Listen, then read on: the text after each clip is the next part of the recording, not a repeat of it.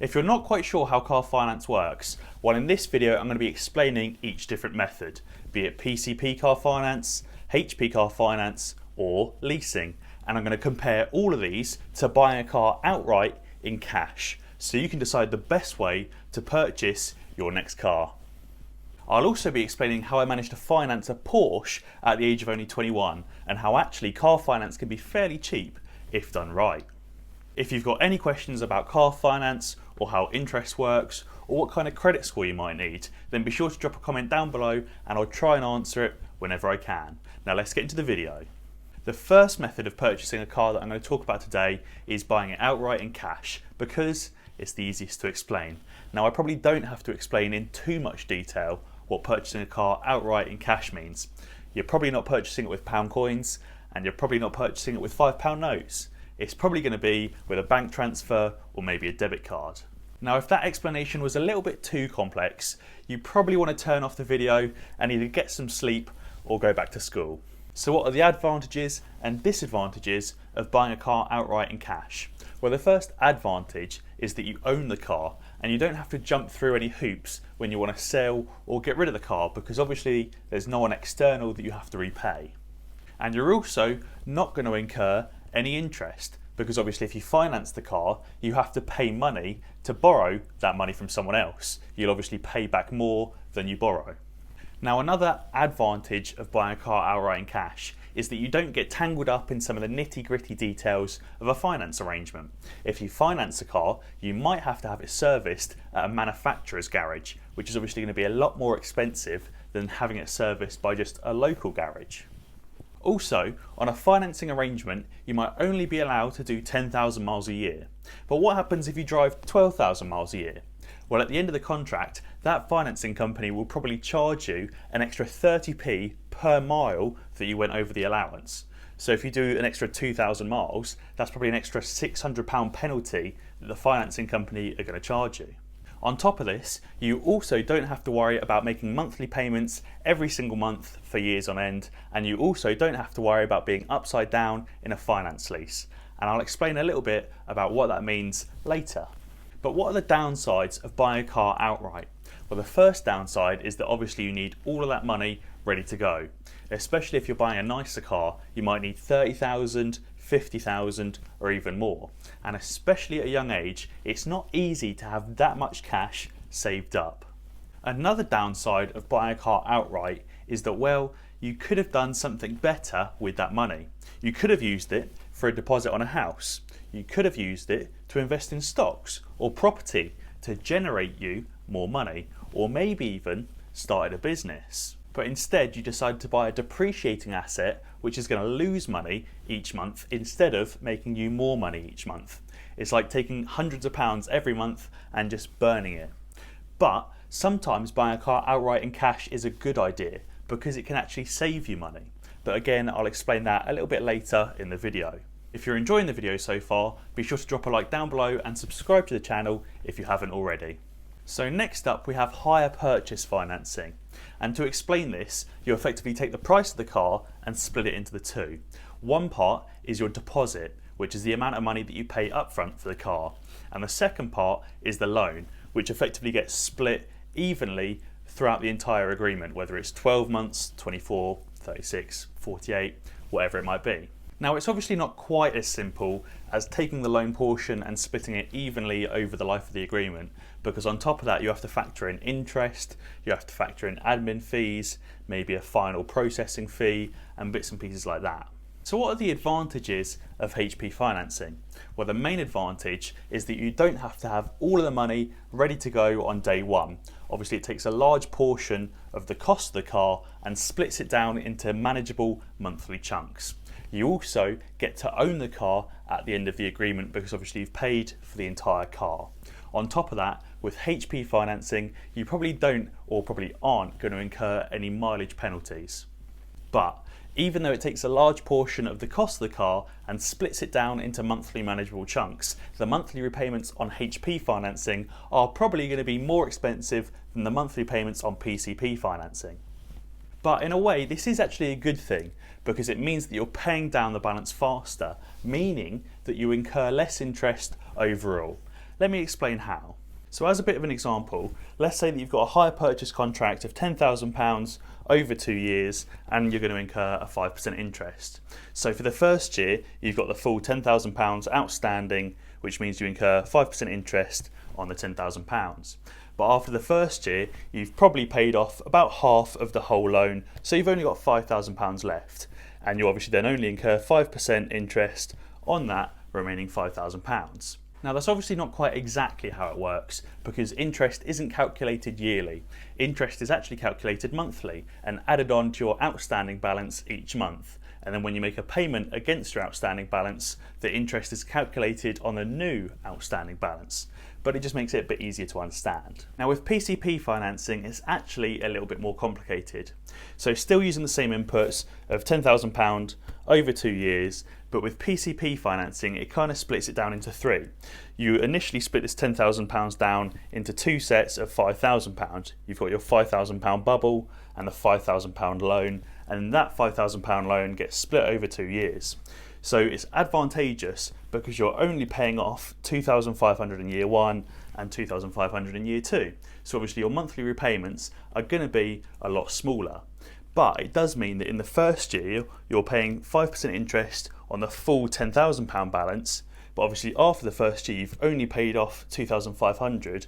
So you're still paying 5% interest on £7,500 this time.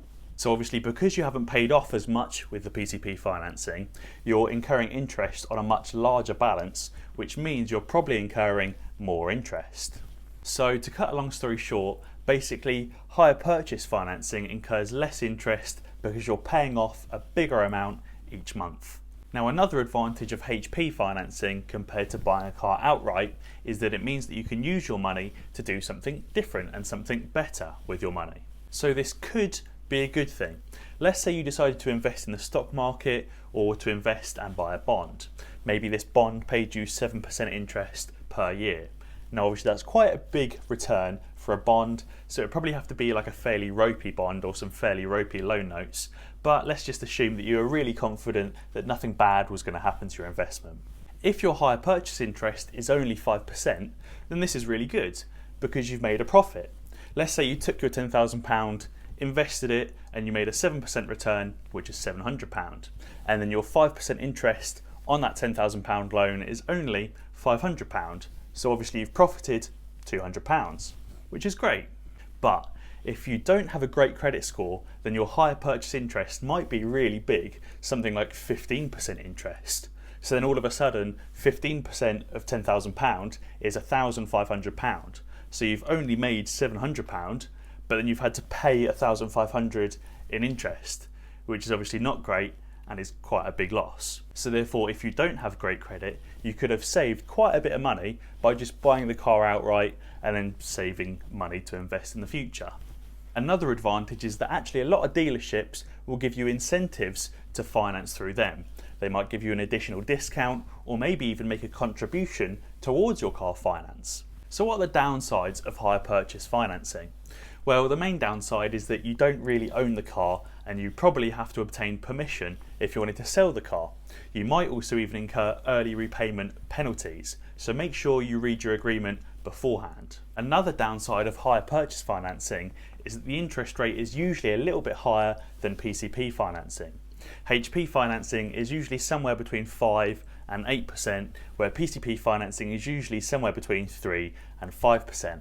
You can also even find 0% interest deals sometimes on PCP contracts. Although saying this, you can kind of cheat the system a little bit, because all HP financing really does is take the cost of the car and split it down into even monthly chunks. Well, you can do that a different way, and that's just by getting a bank loan.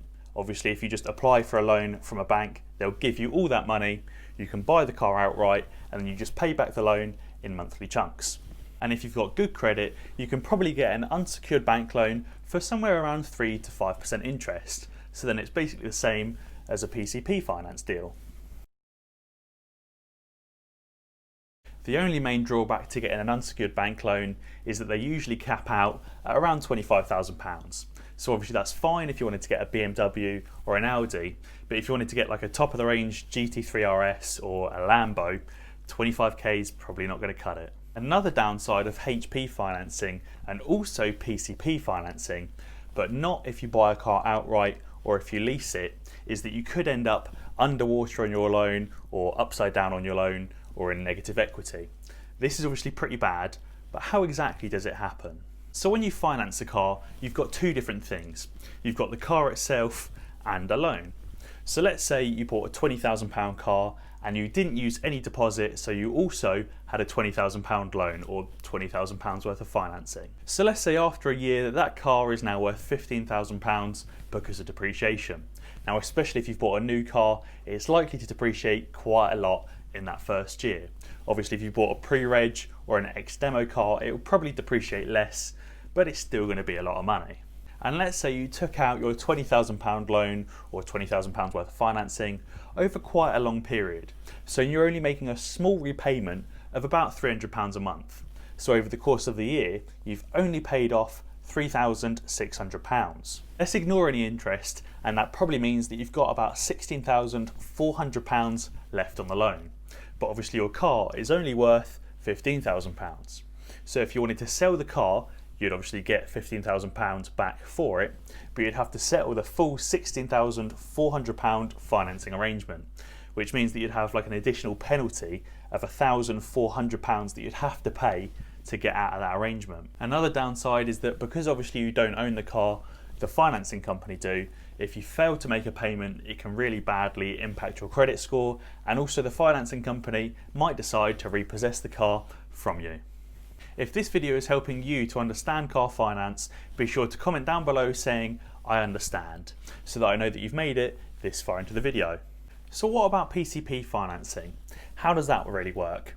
Well, obviously I've kind of explained so far that with HP financing it splits into two, which is the deposit and the loan. But with PCP financing it kind of splits into three. So you've got your deposit, the loan, and also the bubble at the end. You can kind of basically imagine that the loan from the HP financing splits fairly evenly into two, for PCP financing being the loan and the bubble, and obviously as I said, the bubble is saved right until the very end.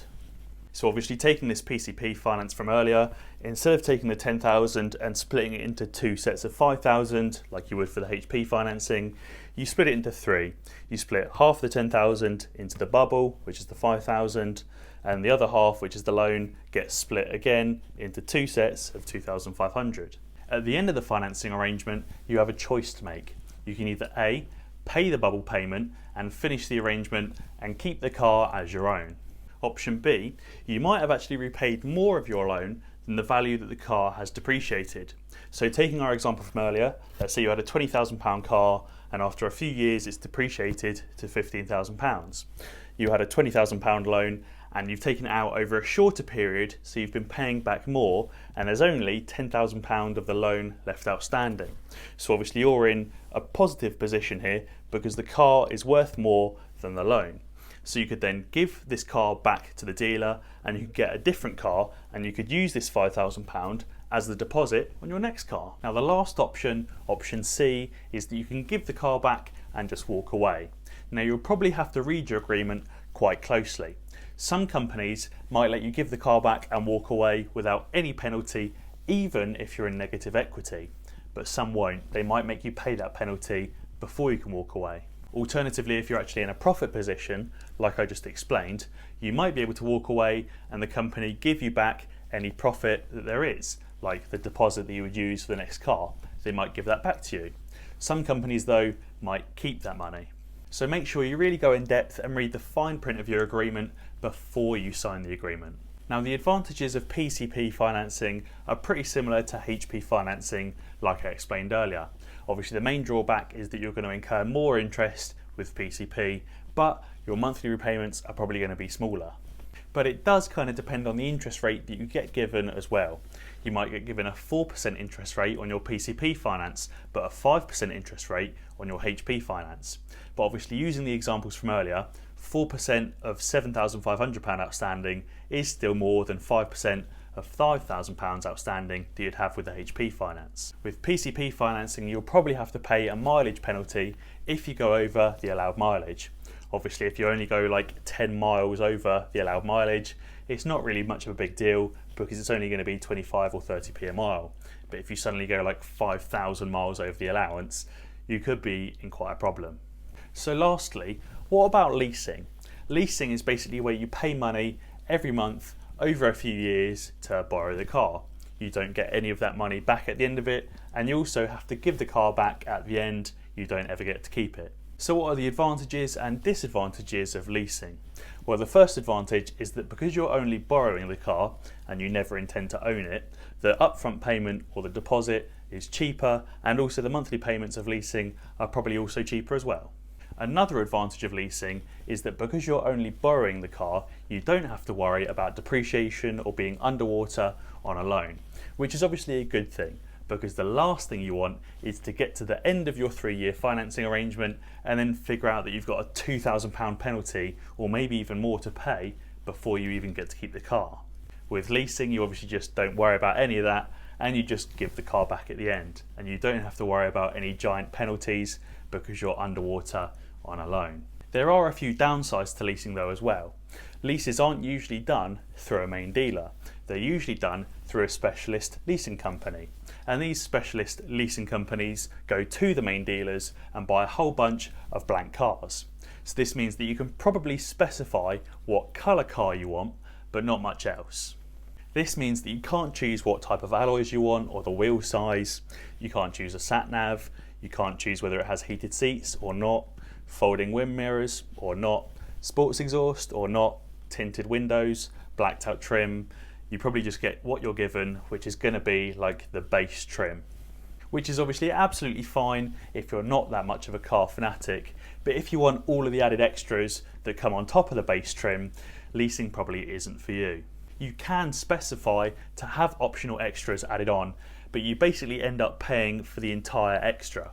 So whereas the car might cost you like £20,000 and you only pay like £300 a month for 3 years for it, which obviously isn't the full £20,000, if you wanted to add on an extra £1,000 worth of extras, that £1,000 gets split over the full 3 years. So you basically pay for that entire extra.